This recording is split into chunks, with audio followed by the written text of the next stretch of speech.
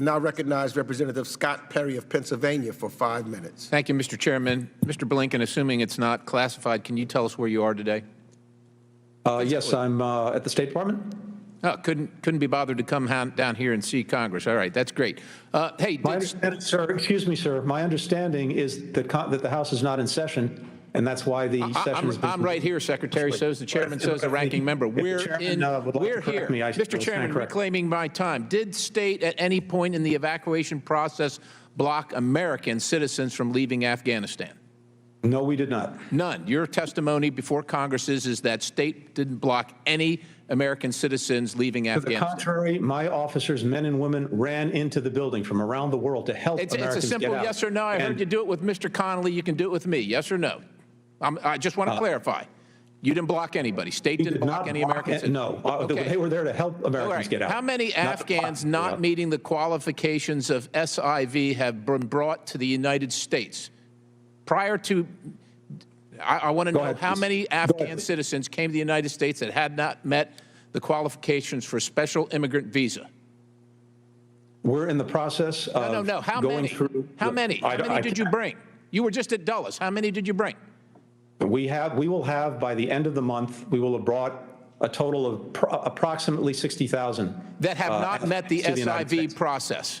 Some of those will have been through the SIV process. All of them, regardless of SIV status, will have gone through rigorous security checks. First at the transit points outside of the United States. It'd be nice if that was done before we brought these people to the United States of America. Mr. Secretary, are Afghan refugees required to be vaccinated for COVID before coming to the United States of America? They are vaccinated in the United States before they are resettled into the United States. There are none of these Afghan citizens that are allowed to leave these resettlement communities, Fort Dix, Dulles, et cetera, that are allowed to leave at any time they want. None of them are leaving unless they are vaccinated for COVID. Is that your testimony? They're tested for COVID and vaccinated for COVID. Vaccinated before they leave? That's my understanding. All right, thank you, Mr.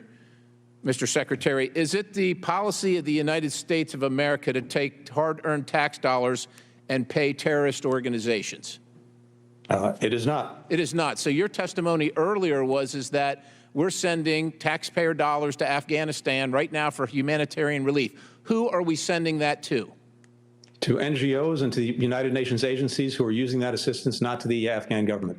Not to the Afghan, the Taliban government. How are you accounting for that? How are you making sure that the Taliban government is not receiving that?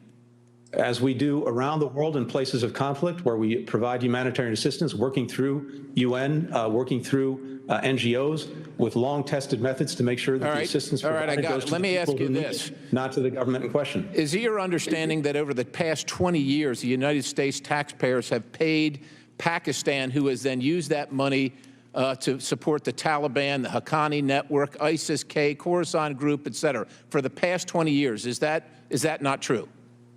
There's a long history that we should all look at together about the involvement of Pakistan. So I would say that we should no longer pay Pakistan and we should pay India. Let me ask you this. I just have a couple more questions for you. A little off topic here, but I think it's interesting. How long was your recent interview with the FBI, and was it a deposition? I'm sorry, I don't know what you're referring. Are you saying that you have not had a recent interview with the FBI since becoming Secretary of State? I'm not sure what you're referring to, and I'm happy to take that up with you offline. Did the State Department turn over documents to the FBI related to Hunter Biden, Burisma, and/or the Blue State Strategies Corporation? You'll have to. So you have no knowledge of this. You have had no. You don't. Are you saying you have not had an interview with the FBI since becoming Secretary of State? It would not be appropriate for me to comment in a public forum on any legal proceedings that the department I'm not asking you to cooperate. I'm not asking you to comment on the legal proceedings. I'm just asking if you've been interviewed by the FBI since becoming Secretary of State. Again, I'm not going to comment one way or another on any legal proceedings or not that may or may not have happened. Let me remind the gentleman that the topic of this hearing is Afghanistan. That's what we're... I appreciate it, Mr. Chairman, but the Secretary generally refuses to answer questions about Afghanistan, so I just figured we'd talk about something he should be intimately familiar with. Have you sought to alter any of your testimony from last year's Senate investigation regarding this topic? Mr. Secretary. Gentleman's time has expired. And let me also, for the record, make clear that this is a hybrid hearing.